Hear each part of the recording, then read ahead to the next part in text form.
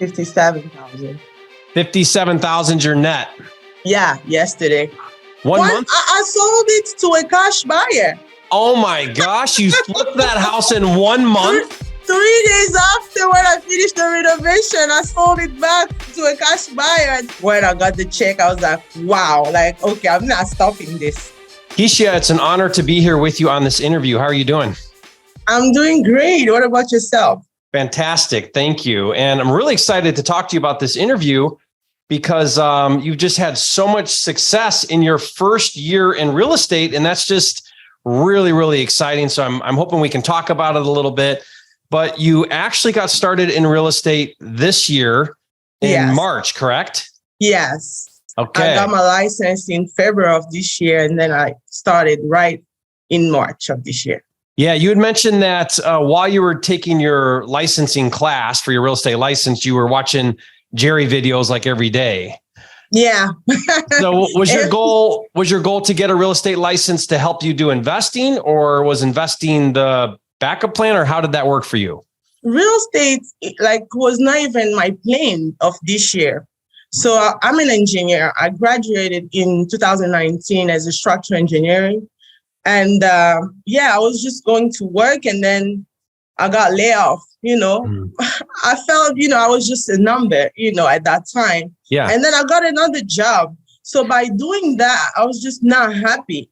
And then I started taking my classes, and then I just stopped because I was like, okay, you know what? This is not for me. Taking those 6 classes, it's just too much, too long. And then I just don't have time for it. And then just one day I started watching your videos. I'm like, I need to get back into this. Yeah. So you were inspired by watching my videos. Now, did you watch one of the videos where I talked about getting your real estate license, or was that just something you wanted to do? No, you said something in that video that, having your license, it's really important because in some states you can represent yourself or represent your company. So I was like, okay, that's the goal. Instead of paying somebody else, I can, the seller can pay me to represent my company. So that's what I did. Yeah, I talk about this quite a bit, but I think having your license just really will add additional revenue streams. It'll allow you to do the business better, more efficient. And so it's just a powerful tool to have as an investor. So that's exciting. So do you have your license now then? Yeah. Okay. So you got your license and you started learning about real estate in March of this year. And as of this recording, it's now November. So, pretty quickly you've done to date 7, is that right? 7 deals? 7 deals. Yeah, man, that's so awesome. Congratulations, Kethia. I'm so happy for you. Thank you. Sometimes I feel like I'm slow, but other people tell me like, you are doing it. I'm like, I wish I could have, done more than that, but I'm happy where I am. I think you should be really proud of yourself. I mean, that's phenomenal. And I want to talk about one of them. One of these deals was a $95,000. Is that right? $95,000 assignment. Not assignments. Actually, I flipped that property. Oh, that one was a flip. Yeah. Okay. So I got the property for $290,000, $35,000 rehab, and then I sold it for $407,000. Okay. Gotcha. So what'd you net on that one? $82,000. $82,000 on a flip. Now that was a fix and flip. So, okay. Of your 7 deals this year 1, how many were wholesales? How many were fix and flip? I didn't do any wholesaling. They're all fix and flip. Yeah. Go, Kethia. All right. Yeah. I didn't understand about wholesaling. Like almost all of the video that I was watching, weirdly, was just fix and flip. Okay. I didn't see any kind of video, and then when I started seeing your video about wholesaling, now you started, saying like, okay, you know what? When you start this, you have to start with wholesaling, then fix it. I'm like, well, I'm already fix and flipping. Dude, you skipped the training wheels and just went right into flipping. That was scary. Wow. I'm very impressed. I didn't touch my first fix and flip till like 2 years in. I'd been wholesaling. A lot of people, they transitioned to fix and flip, and you jumped right in. So that's amazing. First deal, but how did you raise the money to pay for the purchase and rehab? How'd you do that? So approaching people, and then also just don't be afraid to ask family and friends. So I was asking, ask my dad, he said no. I asked my mom, she said no. Mm-hmm. I went to my godfather, he said no, but I'm like, everybody's saying no, let me go to his house. So I went to his house. I was like, what? He was like, what are you doing here? I already told you no, I don't want to invest in this. You knew. I'm like, wait, you have to listen to me. Here's the number. And then was like, okay, you know what? Let me give you the first $50,000 and then give it back to me in 2 months. I'm like, great. So he wired me the $50,000, which was more than enough to pay my 10% down payments to get the loan. And then I also got the 100% rehab funding. Okay. So so you got a hard money loan, and then you said it was your godfather? Yeah. Used his 50,000 to pay the other fees, the down payment and whatever they didn't cover. Yeah. Smart. Yeah. And did you learn that from watching my videos? Always. Yeah. Like sometimes when I feel lost, I just go back to your videos. I'm like, okay, you know what? Why should I do more? And then starting watching more videos. Right now, I'm into the series that you're doing with Pace. With Pace. Yeah. Great. Yeah. That's a really smart way to do it, because if you can just find somebody that you know, or someone that will go out on a limb and lend you a little bit of money, use that money to pay everything that the hard money doesn't cover, because hard money will cover quite a bit of it. So you can get the bulk of it financed with hard money, then a little bit of private money to make up the difference. Genius. I mean, that's how you do 100% funding on your deals. At first I didn't have the money to, to start this journey. And then, just saying like, okay, you know what, let me save up a little bit. When are you going to do that? Never. I'm like, okay, you know what? It's this year or never. Let me just go ahead and ask for people money, and then tell them like, okay, you know what? Let me do this, and then I'm gonna give you a little more of percentage when I sell this. It works, and then after that, I've been doing my 10% myself with the profit I was doing on other. So Kethia, how did you overcome the fear of maybe messing up, losing money? I mean, was that scary doing those deals as a brand new investor? I mean, the first one was scary because, you just started, you just got your first one. And then this company, they are not doing the rehab, as they're supposed to do. They are installing even, those plastic towel that you just tape on the floor. They were doing that. So I'm like, what's going on in this? The sticky linoleum. It was just a mess. So on my first one, since, I was already burned. So I knew that, okay, you know what? It can be worse than this. Yeah. My journey can be worse than this. The rehab was supposed to take 4 months. We end up doing that for almost 6 months on that first deal, but at the end of the day, I'm like, okay, you know what? It's better not to lose money and just break even, and then to just give the money back that I owe. Yeah. And do it again and do it again. And so, I mean, the main thing is when you do mess up or when things don't work out, is just get back on the horse and go again. Like, that's the fastest way to just move forward and get better and better and make money, is to just pick yourself back up, and so that's great. You won't believe it, but when I was doing that, and then I realized it was taking me a long time to rehab, I got another one while doing that. So I'm like, okay, I can't stop, because I can't wait that 4 months to just live on this, Right. Because at that time I quitted my job, and I'm like, okay, let me be full time into this. So how are you finding these deals? How'd you find them? Wholesaling. Okay, good. So you tied into some wholesalers and they brought them to you. Great. Yeah. I buy a lot of deals from wholesalers. Like anything, you got to do your due diligence, make sure you're buying them right. But wholesalers are phenomenal for bringing flippers deals. So that's great. Good for you. It takes care of all of the acquisitions so that you can just focus on doing the flipping. Good. But right now I'm like, okay, can I just go back a little bit and then now understand about wholesaling and then add it into my company? So that's why I'm just studying right now. Maybe I can add it into my So it'll depend on what you do. So here's my philosophy on this is a lot of flippers will skip acquisitions altogether. 100%. They won't do any acquisitions, meaning they'll just tie into wholesalers and they'll buy wholesaler deals. Totally fine. That works great. But if you get into acquisitions, what that means is it means you're going to start to spend the time, the energy, the effort, marketing dollars to generate your own leads. And when you generate your own leads, then you get all the meat on the bone. So a wholesaler has to kind of carve out a little bit for them. Yeah. Whereas if you find your own deals, now what happens is now you can keep all the meat on the bone, and the skinny deals that you get as a now doing acquisitions, you now can wholesale those deals, so that's what I do. I want to be an acquisitions person because I feel like if you get really good at finding good deals, you'll never go hungry again in this business. That's why I want to do it now. I'm like, okay, you know what? It is the most important skill, I think, is finding good deals, sourcing, finding, acquiring good deals, because then you get to decide. You control everything that's going on because you're the one finding the deals. You're not beholden to somebody else to bring you deals. Exactly. And it allows you to create a supplemental income. So I like to flip like you're doing, but the deals that come in that aren't that great, I just pass those off and make an assignment fee, make a quick wholesale fee. So now I generate the quick cash from wholesaling, and I got my big flips going on too. Yeah. And the two work really well together, I think. Yeah. I mean, I believe that this is now the time, because right now, even wholesalers are here in Texas, they are dry. Like, I was relying into one company that, the old business that they're doing is just wholesaling.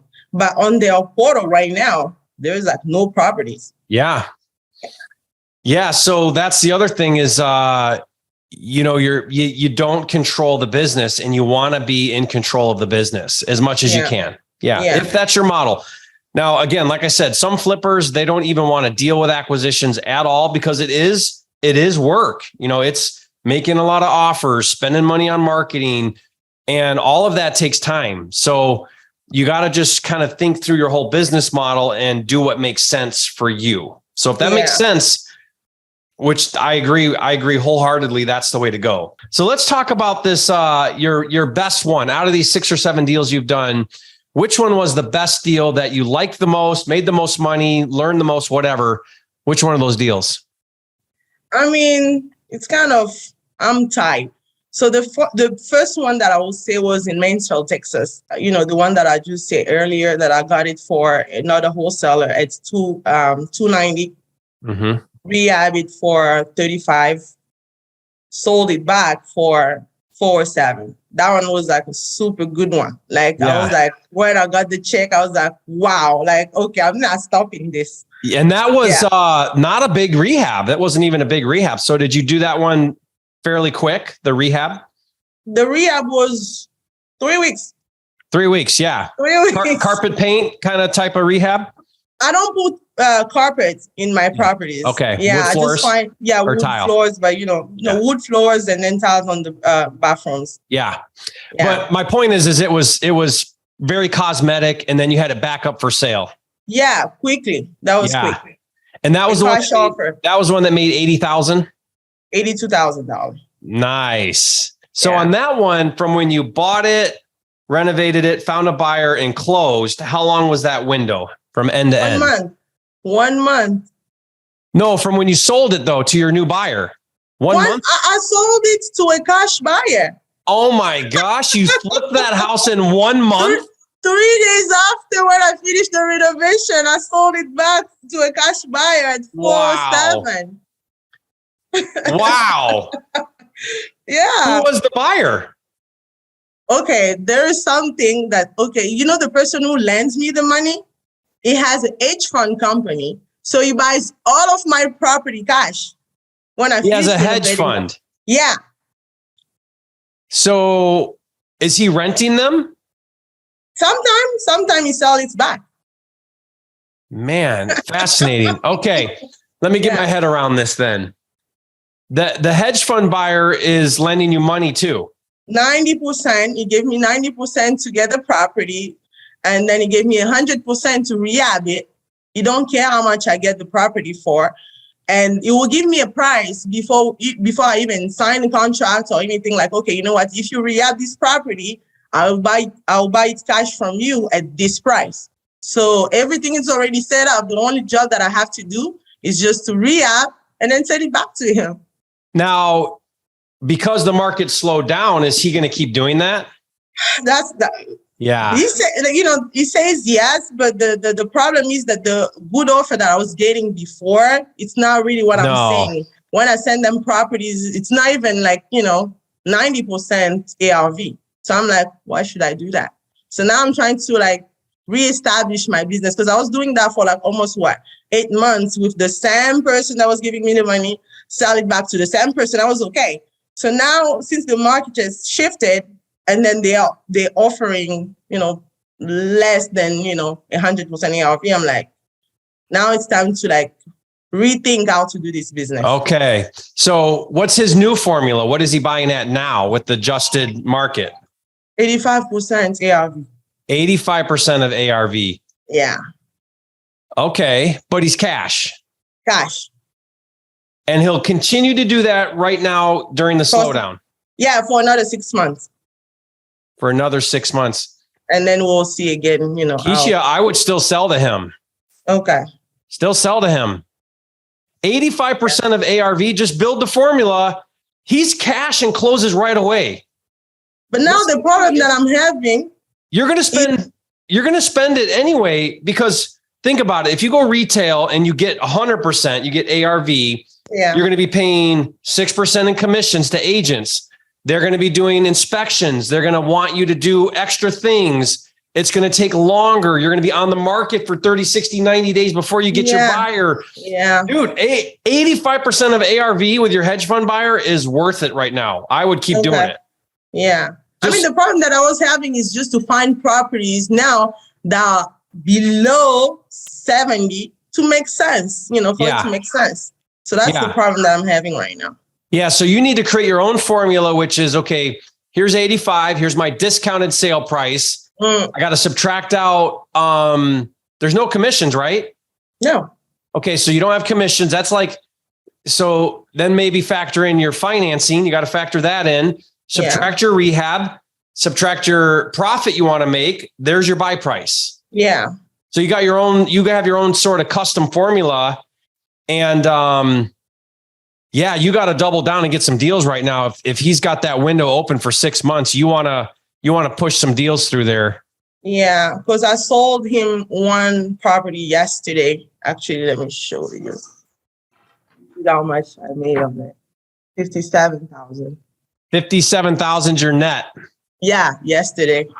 Nice. That's one of your deals. Yeah, one of my deals. Dude, virtual high five, man. Kethia, way to go. You are a flipping genius. Oh, thank you. Love it. Yeah. Man, you've made some good money this year flipping houses. Yeah. Now I'm like, okay, now I have right now I have zero deal. The one that, the last one I sold it yesterday. I'm like, where should I go? I need deals. Wholesalers. So here's the thing that you've got to be really careful about, because you've got a unique thing right now that could go away overnight, right? Yeah. You're relying on wholesalers. You've got an end buyer that's buying from you. You have a unique situation that is definitely not going to last forever. Yeah. Right? And so you got to be thinking about reinventing yourself all the time. You don't ever want to get caught where your business model goes away and you don't have a plan. Right. Exactly.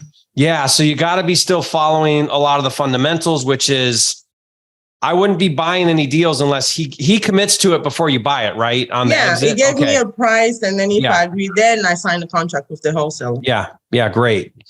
So it'll be interesting to see what he does with this market right now, because we may see continued decline in values. Yeah. And so he may keep pulling back, but as long as he still wants to buy, he just retracts. That's fine, because you'll just do it with him. So let's say he adjusts his rates down more and he says, look, I still want to buy, but I got to factor in the market going down. And then you tell him, great, I'll do the same thing. We'll just buy cheaper and sell cheaper, and we'll keep going. Yeah. I mean, that's all I do when I flip in a down market. I just readjust. I still buy, I still sell. It's just where I sell, it's lower, and where I buy, it's lower. And I preserve my margins. I don't care how much the market goes down. There's still buyers for renovated homes. Yeah. I mean, right now, also the things that I don't understand is that there is some seller out there that keep just dreaming about to get the 100% ARV right now. Yeah, what's happening right now is we're in a transition period where agents and sellers are holding on to yesterday's overinflated values. Mm-hmm. And they're just reluctant. If they are coming down, it's still not indicative of the market. And so it takes a minute for everyone to catch up with what the market's doing. I think what that means, what I'm doing is I'm just doubling down. I'm still making my low offers. I'm implementing creative financing because that's going to allow you to do more. But you don't slow down. You keep going right now, but you just got to make sure you're making offers low enough to factor in when you go to sell it later, you factored in a decline in that ARV number. Yeah, exactly. So right now the goal is to go after the foreclosure homes. Yeah. Maybe I can have good lucks over there and then just trying to get it myself, from the seller instead of waiting until the auction date for them to lose everything. So I'm just making calls right now. That's great. Yeah. Yep. Good for you. Well, really excited for you. This is phenomenal. I'm so happy for your success. Guys, if you're watching this video, leave a comment and say, Kethia, you're a flipping genius. Thank you. I mean so that though. much. You're doing so amazing. I can't wait. Please share with me your progress as you continue to move forward. And for everybody listening, Kethia, can you share what's the biggest piece of advice you would give somebody that's brand new in real estate, just starting? Take action. First of all, take action. Sometimes I'm in my couch just watching your video, I'm like, okay, this was the best decision of my life, just taking action and then listening to whatever you had to say at that point of my life. That was a change. You changed my life. My husband quitted his IT job because of you. Yeah. So we're awesome. Really grateful for whatever you did to us. You're welcome. I'm excited. But you know what? The information is useless if you don't apply it and actually put it to work, which is what you're doing. So, I put it out there, but it takes you doing it and taking action for it to even become anything. And you've done that. So kudos to you. That's amazing. Yeah. Now I'm also taking videos about, the rehab that I'm doing. I just started my YouTube channel, Glam Home Construction. Okay. So you can see the rehab that I've done over there. Yeah. Document your journey. Here's why I think it's so important on your flips that you do before and after.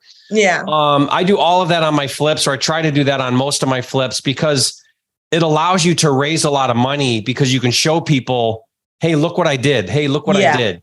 It doesn't even matter if it made a lot of money or not. People don't care about that. What they care about is seeing that you took this ugly house, you made it a nice house. And when they see that transition from ugly to nice, it gives you so much credibility because you showed somebody that you're capable of transforming a house. Yeah. Awesome, guys. I'll put the link. Make sure you get that to me, but I'll put the link to your channel in the description below. So everybody watching this, they can go check you out and subscribe and follow your journey. Oh, thank you very much. Awesome. Well, thank you guys. Thank you everybody for joining us on this video. We'll see you on the next one. Bye.